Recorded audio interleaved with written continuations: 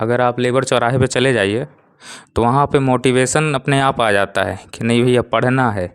नहीं तो ज़िंदगी फिर दूसरी दुर्गति में जाएगी। तो इससे हमेशा मोटिवेशन बना रहता है। अगर फेल हुए थे और ख़ास तौर में चाचा जी कहते हैं कि प्री दो, उसके बाद मेंस के लिए पढ़ो, और मेंस देने के बाद भूल जाओ कोई पेपर दियो, अगले पेपर के लिए पढ़ो। कुछ देर की खामोशी है, फिर कानों में शोर आएगा। तुम्हारा तो वक्त आया है, हमारा दौर आएगा। नमस्कार दोस्तों, स्वागत है आपका आनंद मोटिवेशन में। दोस्तों, आज हमारे साथ इलाहाबाद विश्वविद्यालय किसान, जिनका यूपीपीएससी आरओ में 2021 में उनका चयन हुआ है। आरओ यानी समीक्षा अधिकारी के पद पर चयन हुआ है। आइए जानते हैं उनके संघर्षों और उनके स्ट्रगल और उनके तमाम वो स्ट्रेटजी जिनको अपना करके वो सफल हुए हैं। नमस्कार सर, स्वागत है आपका आनंद मोटिवेशन में। बहुत बहुत धन्यवाद सर। सर, क्या नाम है आपका? मेरा नाम विकास सिंह है। जी। सर, जब आपने अपने लिस्ट में अपना नाम देखा तो सर आपका रिएक्शन क्या रहा? नाम देखा तो फिर रोल नंबर मिलाया। तो रोल नंबर मिलाया, एक बार मिलाया, दो बार मिलाया। जब कंफर्म हो गया तो फिर फ़ोन मिलाया अपने चाचा जी को, तुमको बताए। तो उन्होंने पूछा अच्छे से मिलाए हो?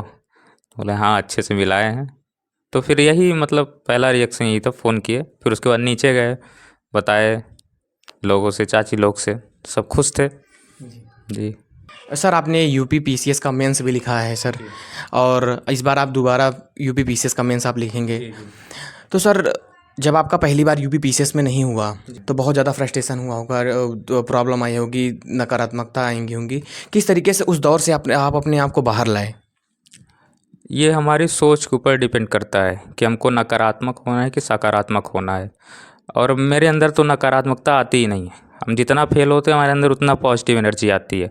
अगर फेल हुए थे और ख़ास तौर में चाचा जी कहते हैं कि प्री दो, उसके बाद मेंस के लिए पढ़ो, और मेंस देने के बाद भूल जाओ कोई पेपर दियो, अगले पेपर के लिए पढ़ो। तो इससे क्या होता है कि दिमाग में उतना बोझ नहीं पड़ता है, तो इस तरह का सोचना भी नहीं पड़ता। बाकी हमारे अगल बगल, हमारे जान पहचान में ऐसे कई लोग हैं जो हमेशा पॉजिटिव एनर्जी से एकदम भरे रहते हैं। तो उनके साथ रहना भी एक तरह से पॉजिटिव वाइब्स देता है। जी जी। सर, आप तैयारी के दौरान खुद को कैसे मोटिवेट रखते थे? तैयारी के दौरान तैयारी दौरान मोटिवेट कैसे रखते थे, इसके बारे में तो कभी सोचे नहीं। बस अगर आप लेबर चौराहे पे चले जाइए तो वहाँ पे मोटिवेशन अपने आप आ जाता है कि नहीं भैया पढ़ना है।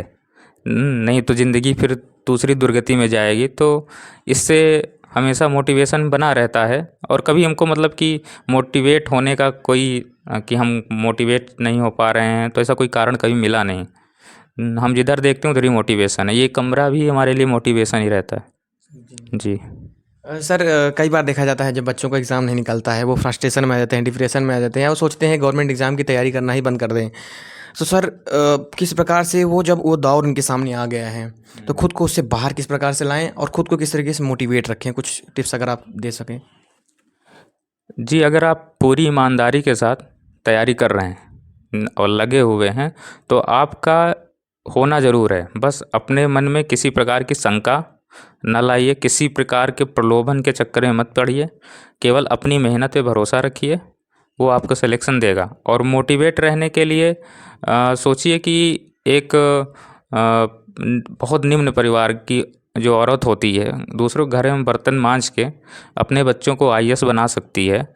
तो एक तरह से जो मध्यम वर्गीय परिवार या निम्न मध्यम वर्गीय परिवार है, या निम्न वर्गीय परिवार है, जो खेती किसानी वाले लोग भी हैं, ठीक है, तो उसकी अपेक्षा तो उनके पास बहुत कुछ है, ठीक है, वो पढ़ सकते हैं, वो कर सकते हैं। तो सोचे कि हम कर सकते हैं और हम करेंगे, और ऐसे बहुत लोग किए हैं।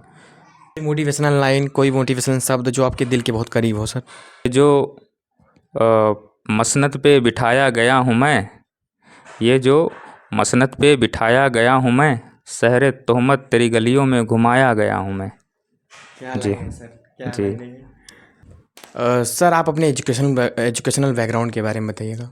जी, मेरी प्रारंभिक शिक्षा जो है यहाँ प्रयागराज में अल्लाहपुर एक जगह पड़ती है, वहाँ पे सरस्वती विद्या मंदिर सर्वोदय नगर है। तो क्लास फर्स्ट से लेकर 12 तक वहीं पे हुई। उसके बाद हमने ईसीसी से बीएससी में एडमिशन लिया। वहाँ पे ईसीसी में 3 साल रहे। उसके बाद यूनिवर्सिटी ऑफ इलाहाबाद से 2014 में फिर से ग्रेजुएशन मतलब वहाँ से बीएससी में लिए थे, यहाँ पे बीए किया। फिर 2017 से 19 एमए किया। फिर 19 के बाद से तैयारी शुरू हो गई। जी। सर आपको अपनी तैयारी में इलाहाबाद विश्वविद्यालय का कितना सहयोग मिला? जी, हमारी तैयारी में यूनिवर्सिटी ऑफ इलाहाबाद का बहुत बड़ा योगदान है। ख़ास तौर पे हमारी जो लेखनी है, निबंध लिखना सिखाना, कुछ नया सोचना। हमारा डिपार्टमेंट था मेडिवल एंड मॉडर्न हिस्ट्री। वहाँ पे उस समय एचओडी थे professor Heram Chaturvedi sir, Narendra Singh sir. इन लोगों ने काफ़ी अच्छे से, डॉक्टर संजय श्रीवास्तव सर, काफ़ी अच्छे से बताया कैसे क्या लिखना है, आंसर का पैमाना होना क्या चाहिए।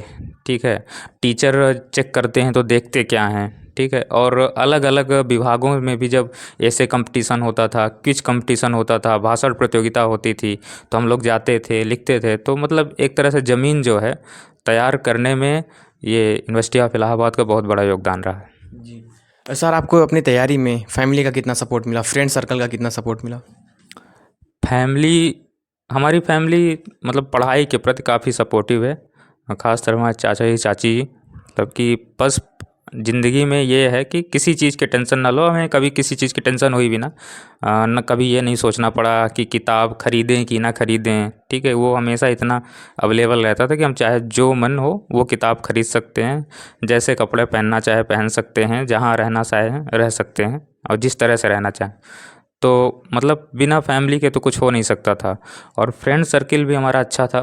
उसमें मतलब कुछ सीनियर भी थे, कुछ जूनियर भी थे, कुछ हमारे बराबर के भी थे। तो उन लोग का भी काफ़ी अच्छा योगदान रहा। ख़ास तौर पे अखंड हमारा एक मित्र है, उसका काफ़ी योगदान रहा है। साथ में ये समीक्षा मैम, दिव्या मैम, इन लोगों का काफ़ी योगदान रहा। साथ में हम लोग आंसर राइटिंग करते थे, ग्रुप डिस्कशन करते थे। रंजन सर लोगों का काफ़ी योगदान रहा। जी। सर आपको क्या लगता है ग्रुप डिस्कशन कितना इम्पोर्टेंट है कंपटीशन की तैयारी में?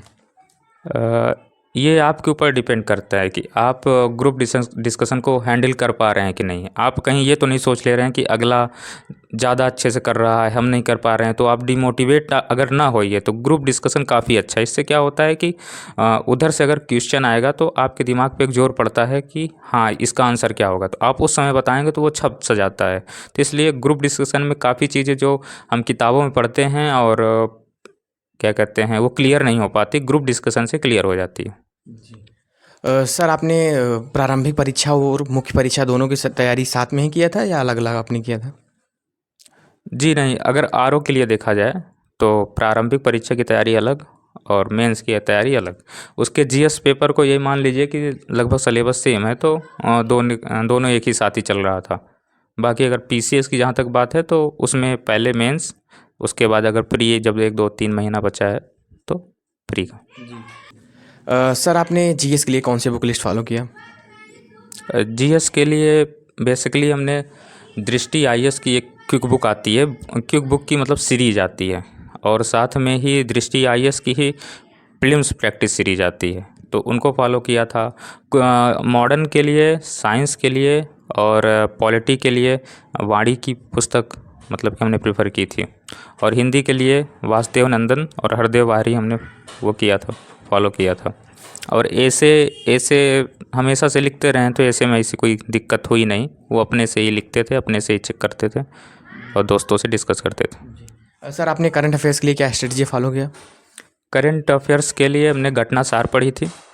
घटनासार अक्सर पढ़ते रहते हैं, और साथ में दृष्टि आईएएस की आती है, उत्तर प्रदेश करंट स्पेशल, और दृष्टि आईएएस के लिए जो मोटी वाली मैगजीन आती है, दोनों को फॉलो किए थे। आरओ के लिए उत्तर प्रदेश दृष्टि स्पेशल वाली काफ़ी अच्छी मतलब मानी जाती है। जी। सर आपने कंप्यूटर के लिए कौन सी स्ट्रेटजी फॉलो किया था? कंप्यूटर के लिए एक किताब आती है लूसेंट की, ठीक, उससे अगर उसको तैयार कर लिया जाए तो 10 नंबर का आता है आलेखन वाले पेपर में कंप्यूटर, उससे कवर हो जाता है। छोटे छोटे क्वेश्चन रहते हैं, 2 2 नंबर के 5 क्वेश्चन रहते हैं। जी। सर आंसर राइटिंग में एक आलेखन होता है सर, उसके लिए आपने क्या स्ट्रेटजी फॉलो किया था? आंसर राइटिंग में आलेखन के लिए जो ये व्याख्या वाला पार्ट होता है, उसके लिए स्ट्रेटजी यही है कि ज़्यादा से ज़्यादा व्याख्याएं की जाएं। आप लिख लिख के प्रैक्टिस किया जाए। और उसमें एक पार्ट होता है संक्षिप्तीकरण, तो ज़्यादा से ज़्यादा संक्षिप्तीकरण किया जाए लिख लिख के, तो उससे क्या होता है कि एक हैबिट बन जाती है। और उसमें एक पोर्शन होता है शब्दावलियाँ, तो कुछ शब्दावलियाँ जो पूछी जा चुकी हैं, और एक डिकोड करके चैनल है, वो कुछ शब्दावलियाँ टेलीग्राम पे अवेलेबल करवाते हैं, तो वो 200-300 रहती है, उतना तैयार करने पे आराम से कवर हो जाता है। 10 आती हैं तो उसमें से 8-9 तो कवर ही हो जाती हैं। सर आप कितने घंटे आप पढ़ाई करते थे? घंटे का तो नहीं मालूम सर, लेकिन हमारे पास कोई ख़ास काम रहता नहीं था, तो दिन भर ही पढ़ना रहता है, बस खाना पीना के अलावा जो भी टाइम बचे तो पढ़ाई ही है। कभी घंटा गिना नहीं गया। जितना मिल जाए उतना अच्छा है। सर आप अपनी उपलब्धियों के बारे में थोड़ा सा बताइएगा।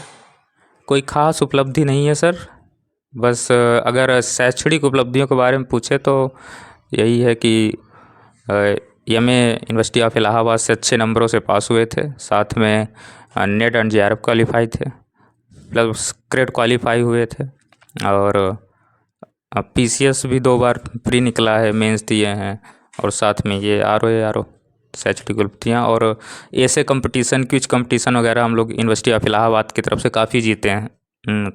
8-10 सर्टिफिकेट हम लोगों ने जीता है। जी। सर आपने लगभग कितनी आंसर राइटिंग आपने किया होगा? आंसर राइटिंग वैसे गिनती तो नहीं है, लेकिन हाँ ये है कि आरओ के लिए आंसर राइटिंग में 4-5 कॉपियाँ 200 पेज की भर गई थी। जी। सर आप मॉक टेस्ट किस प्रकार से देते थे? कितने मॉक टेस्ट देते थे एग्ज़ाम आने पर? मॉक टेस्ट मतलब कि ये इसी जो दृष्टि स्पेशल वाली किताब होती है करंट की, उसमें मॉक टेस्ट निकलते थे, 2-2 3-3 मॉक टेस्ट रहते, तो हम लोग डेली एक लगाते थे आपस में। जो हमारा ग्रुप था तो टेलीग्राम के माध्यम से आप लगाते थे, और आपस में एक दूसरे का नंबर शेयर करते थे कि हमारा इतना बना, आपका इतना बना, ठीक है। आगे में टारगेट रखते थे कि जैसे इस बार 85 सही है तो अगली बार 95 सही करना है, ठीक है, तो इसी तरह करते थे। जी। सर आप जो आर ओ की नई वैकेंसी आएंगी, सर उन जो तैयारी करने वाले एस्पिरेंट हैं, आप उनको क्या मैसेज देना चाहेंगे? उनको यही मैसेज देना चाहेंगे कि अपना सिलेबस कवर कीजिए, और सिलेबस कवर करने के साथ साथ आंसर राइटिंग प्रैक्टिस, ऐसे प्रैक्टिस पे ज़्यादा से ज़्यादा ध्यान रखिए। जी। बहुत बहुत धन्यवाद सर आपका हमारे चैनल में। और आप बहुत ही कम उम्र में हम सब इलाहाबाद विश्वविद्यालय का आपने नाम गौरव को आपने बढ़ाया है, इसका लिए मैं हृदय से, क्योंकि मैं भी विश्वविद्यालय का छात्र रह चुका हूं, मैं आपका हृदय से आभार और अभिनंदन व्यक्त करता हूं। बहुत बहुत धन्यवाद सर, आपका भी बहुत बहुत आभार, आप यहाँ आए।